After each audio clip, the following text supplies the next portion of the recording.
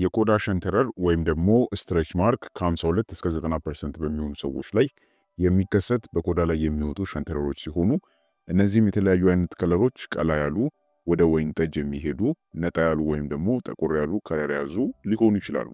የቆዳ ሸንተረሮች በእርግዝና ላይ በሁሉም አይነት የቆዳ ከለር ያላቸው የህብረተሰብ ክፍሎች ላይ የሚከሰቱ የቆዳ ለውጦች ሲሆኑ በመጀመሪያ ልጅ እርግዝና ላይ ገዝፎ የሚታዩ ሲሆን በተለይ ሶስተኛው መንፈቅ ላይ ደግሞ ማለትም ከ7 ወር በኋላ በይበልጥ እይታቸው ይጨምራል። ብዙውን ጊዜ እነኚህ ምልክቶች በሆድ ላይ ገዝፈው ይታዩ እንጂ በጭን መቀመጫ እናም ደግሞ በጡት ቆዳ ላይም ይወጣሉ። በእርግዝና ወቅት የሚከሰት የቆዳ ሸንተረር የሚከሰትባቸው ምክንያቶች ምንድናቸው ስንል የቆዳ ሸንተረር የሚከሰትባቸው ምክንያቶች ይህ ነው የሚባል ትክክለኛ ምክንያት ባይኖራቸውም የብዙ ምክንያቶች ውጤት ነው ተብሎ ይታሰባል። እነኚህ ምንድናቸው?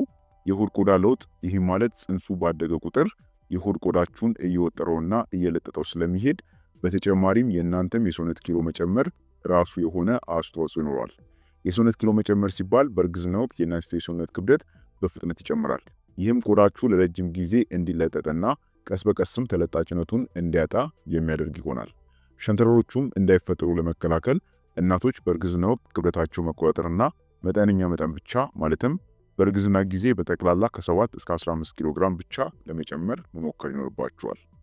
ሌላው በሁለተኛ በውጥረቱ ምክንያት ቆዳ እንዲለጠጥ የሚጠቅሙ ኮላጅንና ኢላስቲን የተሰኙ ንጥረ ነገሮች ስራቸውን በትክክል አለመስራትና መቆራረጥ ወይም ደግሞ መሰባበር፣ ይህም ሲድኑ የቆዳ ሸንተረር እንዲመጣ ወይም ደግሞ እንዲፈጠር ያደርጋል። ሌላው በእርግዝና ጊዜ በሚኖሩ ወይም ደግሞ በብዛት በሚለቀቁ ንጥረ ፈሳሾች ማለትም ሆርሞኖች ምክንያት አንዱ የሸንተረሮች መንስኤ ሆኖ ይጠቀሳል። ይህ ማለት ብዙውን ጊዜ በእርግዝና በሶስተኛ ወር ውስጥ በእናቲቱ ሰውነት ውስጥ ያሉ ሆርሞኖች ከፍተኛ ለውጦችን ያደርጋሉ። በዚህ ጊዜም በማህፀን ውስጥ ያለው ጽንስ እናም ደግሞ ፕላሴንታ ማለትም የእንግዴ ልጅ የቆዳ ቀለም እንዲፈጠር የሚያደርጉትን የሜላኒን ቀዳሚ ሞለኪውሎች እንዲፈጠሩ በጠንካራ ሁኔታ ለማነቃቃት ከፍተኛ መጠን ያለው ፕሮጀስትሮንና እንዲሁም ደግሞ ኤስትሮጅን ሆርሞኖችን ይለቃሉ። ይህም ታዲያ የቆዳ ቀለም መጨመርን ያመጣል ማለት ነው። በዚህ ምክንያት የሸንተረር ምልክቶች ማለትም ስትሬች ማርክ እንዲሁም ደግሞ አንዳንድ እናቶች ጥቋቁር ነጠብጣቦች በቆዳቸው ላይ የሚፈጠርባቸው ይሆናል ማለት ነው። ስለሆነም በእርግዝናችሁ ወቅት በእነዚህ ማለትም በፕሮጀስትሮንና እንዲሁም ደግሞ በኤስትሮጅን ሆርሞን መለወጥና መጨመር አማካኝነት ይህ ምልክት ወይም ደግሞ በቆዳ ላይ የሚፈጠር ስትሬች ማርክ እንዲከሰት ያደርጋል። ጥቂቶች ደግሞ በዘረመል ችግር ነው። ይሄ ማለት ጄኔቲክ አልተሬሽን ኢን ኮኔክቲቭ ቲሹ በሚባል ምክንያት ሊከሰቱ ይችላሉ ማለት ነው። ይሄ ማለት በጄኔቲክ አማካኝነት ወይም ደግሞ በዘረመል ችግር ምክንያትም በእርግዝናችሁ ወቅት የቆዳ ሸንተረር ሊፈጠርባችሁ ይችላል ማለት ነው። ታዲያም ለቆዳ ሸንተረር የሚያጋልጡ ምክንያቶች ምን ናቸው? ለቆዳ ሸንተረር የሚያጋልጡ ነገሮችን የተወሰኑትን ያላችሁን ሁኔታ በማስተካከል መቅረፍ የምትችሉ ሲሆን የተወሰኑትን ደግሞ መቅረፍ የማይቻሉ አይነት ሁኔታዎች ናቸው። በአብዛኛው ለቆዳ ሸንተረር አጋላጭ ሁኔታ ናቸው ተብሎ የሚጠቀሱት በእርግዝናችሁ ላይ ከፍተኛ የሆነ የሰውነት ኪሎ መጨመርና እንዲሁም ደግሞ ጽንሱ ከፍተኛ ወይም ደግሞ ትልቅ ኪሎ ከሆነ ነው። በእነዚህ አማካኝነት በከፍተኛ ሁኔታ ሊከሰትባችሁና ሊፈጠርባችሁ ይችላል። ሌላ ተጠቃሽ አጋላጭ ምክንያት ተብሎ የሚጠቀሱት ደግሞ የቀደመ እርግዝና ላይ ሸንተረሩ ተፈጥሮ ከነበረ፣ በቤተሰብ ከነበረና እርግዝናችሁ በልጅነት የተፈጠረ ከነበረ በዚህ ምክንያት ሊከሰቱ ይችላሉ ማለት ነው። ታዲያ የቆዳ ሸንተረር የተለየ ምልክቶች አሉት ወይስ ደግሞ የሉትም ከተባለ ብዙውን ጊዜ በግራና በቀኝ በኩል እኩል የሚከሰቱ ምልክቶች ይኖሩታል። ስፋታቸው ከትንሽ ሚሊሜትር እስከ ሴንቲሜትር የሚደርስ ሊሆን ይችላል። ታዲያ ምልክቶቹ ማለትም እይታቸው እንዳላችሁ የቆዳ ቀለም የሚወሰን ይሆናል። ለምሳሌ ነጣ ያለ የቆዳ ቀለም ያላቸው ሰዎች ላይ ከሆነ በመጀመሪያ ላይ ወደ ቀይና እንዲሁም ደግሞ ሐምራዊ ቀለም ያላቸው የቆዳ ሸንተረሮች መታየት ይጀምራሉ። ጊዜው በሄደ ቁጥር ደግሞ ከለራቸው ወደ ነጣ ያለ የቆዳ ሸንተረር ይቀየራል ማለት ነው። ጠቆር ያለ የቆዳ ቀለም ያላቸው ሰዎች ላይ ሲሆን ደግሞ ሸንተረሩ ጠቆር ያለ ግራጫ ወይም ደግሞ ጠቆር ያለ ሰማያዊ ከለር ሊይዝ ይችላል ማለት ነው። ስለዚህ ምልክቶቹ ማለትም እይታውና ማለትም መልኩና ሁኔታው እንዳላችሁ የቆዳ ቀለም የሚወሰን ይሆናል። ታዲያም ይህ ችግር ማለትም በእርግዝና ወቅት የሚከሰት የቆዳ ሸንተረር ሕክምና አለው ወይስ ደግሞ የለውም የሚል ጥያቄ ሁሉም ላይ ሊፈጠር ይችላል። የቆዳ ሸንተረር ማወቅ ያለባችሁ በህይወታችሁ ላይ የሚያመጣው ማለትም በጤናችሁ ላይ የሚያመጣው ምንም አይነት የሆነ አስጊ ሁኔታ የለም። በዚህ ምክንያት ሁሉም በቆዳ ላይ የሚከሰት ሸንተረር ሕክምና አያስፈልገውም። እርጉዝም ብትሆኑ ባትሆኑ ማለት ነው። በቆዳችሁ ላይ የሚፈጠር ማንኛውም ሸንተረር ምንም አይነት የጤና ሁኔታ የሚፈጠር ባለመሆኑ አማካኝነት ህክምና የሚያስፈልገው አይደለም። ህክምናውን ብትፈልጉት እንኳን ማለትም እናንተ ፈልጋችሁት ህክምናውን ብታደርጉ እንኳን ሙሉ በሙሉ ሸንተረሩን ማጥፋት አይችልም። ነገር ግን የሸንተረሩን ከለር መቀነስና እንዲሁም ደግሞ አካባቢው ካለው የቆዳ ሁኔታ ጋር ለማመሳሰል መሞከር ይቻላል። የተለያዩ የህክምና ዘዴ አይነቶች ሲኖሩ ከነኚህም ውስጥ ቆዳ ላይ የሚቀቡ ቅባቶች ይኖራሉ። እናም ደግሞ የጨረር ወይም ደግሞ የሌዘር ህክምና አይነቶችም ተጠቃሽ ናቸው ማለት ነው። መድኃኒቶቹ የምትቀቡትም ሆነ በጨረር ህክምና የሚደረገውም በእርግዝና ወቅት በፍጹም መጠቀም አይፈቀድም። ይህም የሆነበት ምክንያት ለጽንሱ ካላቸው ጉዳት የተነሳ ነው።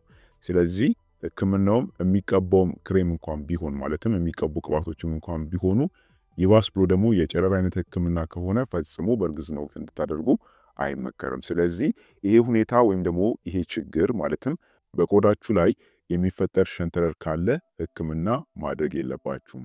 የሚመከሩ ህክምናዎችም ስለሌሉ ማለት ነው። ስለዚህ ምን ማድረጉ ነው የሚሻለው? ቀደም ብሎ መከላከል ወይም ደግሞ ምልክቶቹን መቆጣጠር ነው ማለት ነው። ስለሆነም ህክምናው የሚመከር ባለመሆኑ ማድረግ የሚጠበቅባችሁ ነገር ኪሎአችሁን መቀነስ ይኖርባችኋል። ስለሆነም ታዲያ ህክምናው የሚመከር ባለመሆኑ መከላከሉ ላይ ብታተኩሩ የተሻለ ነው ማለት ነው። ለዚህም ሲባል ማድረግ ከሚጠበቅባችሁ ነገር መካከል ኪሎአችሁን መቀነስ አለባችሁ። ፈሳሽ በደንብ መውሰድ አለባችሁ። ፈሳሽ ሲባል ውሃ መጠጣት ማለት ነው። ሰውነታችሁን ለማዝላትና የቆዳ ሴሎችን ለስላሳና እንዲሁም ደግሞ እርጥበታማ ለማድረግ እንዲቻል ብዙ ውሃ መጠጣት ይመከራል በእርግዝና ወቅት ማለት ነው። ይህም ቆዳችሁ ጤናማ ሆኖ እንዲቆይና በእርግዝና ወቅትም የነበሩ የሸንተረር ምልክቶች ከወሊድ በኋላ በፍጥነት እንዲጠፉ ያደርግላችኋል። ሌላው የተመጣጠነ ምግብ መመገብ ያስፈልጋል። ለምሳሌ እንደ እንጆሪ፣ ብሉቤሪ፣ ስፒናች እንዲሁም ደግሞ በቫይታሚን ኤ፣ በኦሜጋ 3 ፋቲ አሲድ እና በኦሜጋ 6 የበለጸጉ ምግቦችን መመገብ በጣም ጠቃሚ ነው። ሌላው እንቅስቃሴ ብታደርጉም በጣም የሚመከር ነው። ይሄ ማለት እንቅስቃሴ ሲባል የደም ዝውውርን በማሻሻልና የተመጣጠነ ክብደት እንዲኖራችሁ ለመጠበቅ በመርዳት የቆዳ ጤንነትንም ለመጠበቅ ይችላል ማለት ነው። በእርግዝና ወቅትም በቋሚነት እንቅስቃሴ ብታደርጉ የሚመከር ነው። እንቅስቃሴ ሲባል ግን በጣም ስትሬኔስ የሆኑ እንቅስቃሴዎችን አይደለም፣ ቀለል ያሉ ወክ የማድረግ እንቅስቃሴዎችን ብታደርጉ በጣም የሚመከር ነው ማለት ነው። ስለዚህም ታዲያ በእነዚህ መንገዶች የቆዳ ሸንተረርን በእርግዝና ወቅት ማለት ነው የሚፈጠርን የቆዳ ሸንተረርን ምልክቶቹን፣ ተጽዕኖቹን መቀነስ ይቻላል። እንዲሁም ደግሞ እንዳይፈጠርም ተጋላጭነታችሁን በተለይ በዋነኛነት በመንስኤዎቹ ላይ በማተኮር መንስኤዎቹን በመቆጣጠር እንዳይፈጠርባችሁ መከላከል ይቻላል ማለት ነው። አንዳንድ ጊዜ በጄኔቲክ አማካኝነት የሚፈጠር ችግር በመሆኑ መከላከል ላትችሉ ትችላላችሁ። ነገር ግን ከክብደት መቀነስ ጋር ተያይዞ የሚከሰት በመሆኑ አንዳንዴ ማለት ነው ክብደታችሁ ሲጨምር አብሮ የሚመጣ በመሆኑ ከጽንሱ ክብደት መጨመር ጋር አብሮ የሚመጣ በመሆኑ ይህንን መቆጣጠር የምትችሉት ይሆናል ማለት ነው። ስለዚህ በእነዚህ መንገዶች በእነዚህ መፍትሄዎች ይህንን ሁኔታ ማስተካከል ይቻላል። ፈጽሞ ግን ህክምናን ማሰብ የለባችሁም። ምክንያቱም በእርግዝናችሁ ወቅት የሚመከሩት የህክምና አማራጮች መድኃኒቶችም ሆነ እንዲሁም ደግሞ የጨረር ህክምናው በፍጹም ለነፍሰ ጡር ሴት የሚመከር አይደለም ማለት ነው። ሆኖም ግን ስጋት ካላችሁ ሐኪም ብታማክሩ የሚመከር ነው። በመሆኑም ይህ ቪዲዮ በጣም ጠቃሚና አስተማሪ ስለሆነ ሁሉም በተለይ ለነፍሰ ጡር እናቶች ጠቃሚ በመሆኑ ቪዲዮን ሼር አድርጉልኝ። በቀጣይ ቪዲዮ እስከምንገናኝ ቸር ሰንብቱ።